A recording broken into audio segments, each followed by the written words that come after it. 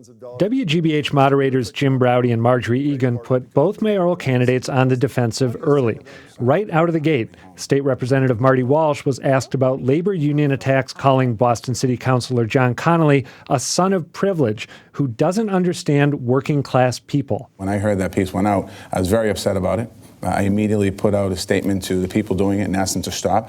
Connolly pounced, saying the fact those attacks have continued shows Walsh doesn't have the clout with unions that he claims. Those are the exact group of people that you're going to be across the table from when you're mayor. They're not listening to you now. How are we going to know they'll listen to you when you're actually mayor? Then it was Connolly's turn to squirm, as he was grilled about his former law firm's work on behalf of landlords. So does this mean that your firm has helped evict people from their homes? So I didn't do that type of practice. That's not what I did. But that's your firm. Here, it was Walsh who tried to capitalize. My life's been an open book. I'd like to ask John if he would open up his law practice for the last 12 years and put the same thing as clients on the table. But the sharpest exchange came mid-debate, after Walsh knocked Connolly for backing a $24 million tax break for Liberty Mutual. I think if we're going to give tax breaks to companies in Boston, whether it's Liberty Mutual or the iCube, the Vertex Pharmaceutical, we should make sure we have some clear agreements as we're entering into that negotiation. Connolly cried foul, saying Walsh backed that tax break too. Let's be fair here. Let's be fair here, though. The Boston Building Trades, which you were the president of, lobbied hard for us to vote yes on those tax breaks. Did you want the city council to vote yes in that circumstance? Yes, I did. There was also plenty of agreement last night, with Walsh and Connolly offering similar takes on schools, public safety, and even bicycling. But it was the disagreement that stood out during the debate and afterward. Just asking the councilor to let us know who his clients were for the last 12 years. He can't get his own people to listen to him right now. How's he going to do it when he's mayor? And right now, the mayor's job is up for grabs. A new poll shows the race between Connolly and Walsh is still too close to call. And Adam Riley is here. Welcome, Adam. Hey, Emily. Well, I loved the intensity of this debate. The fact that they were shoulder to shoulder, seated. It looked really good. I mean, it was a very intimate debate. And I thought, for viewers, it really pulled them into it. I agree with you. I think Jim and Marjorie did a really good job moderating. And the candidates were much more eager to mix it up than they were in the debate that John Keller moderated a week ago. I actually feel bad for John because, he was trying to get them to go at each other at WBZ, and they were just taking a pass on it. And last night they were at podiums far apart. This was shoulder to shoulder. I think you're right. I think it really does help to have them pressed up against each other, especially when one of them says something that the other just is livid about.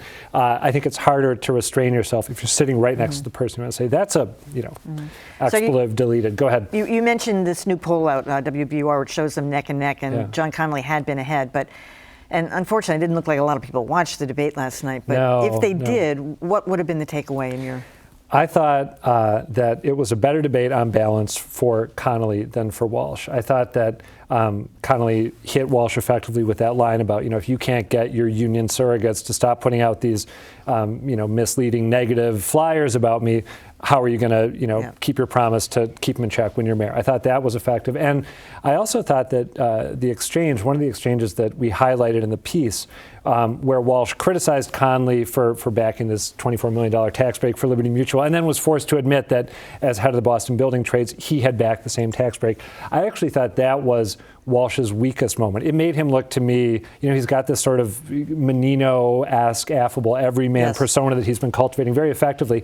That, to me, made him look more like a slippery politician, at least for those few minutes, than he needs to look or than he wants to look. Right near the end of the debate, Jim Braude said to Marty Walsh twice, he said, well, we've been keeping track of time and you haven't gotten as much. So he's basically going to let him filibuster, but he didn't take the opportunity. No, he didn't. He didn't seem to know what to do with it. And he's, there's an expectations issue here, right? Because Connolly is Harvard educated and he's a lawyer and he's was a champion debater in his youth. So you expect him to be very articulate. You expect him to be good oratorically.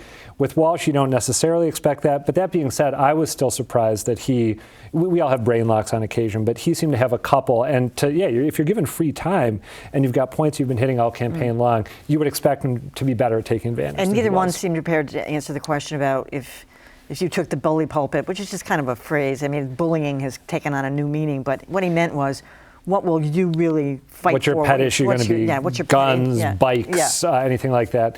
I actually was struck, they were supposed to weigh in on Tom Menino's legacy in a positive way. I was struck when Jim and Marjorie tried to get them to say, all right, Tom Menino said, judge me harshly if the schools aren't in good shape. You guys both say the schools aren't in good shape.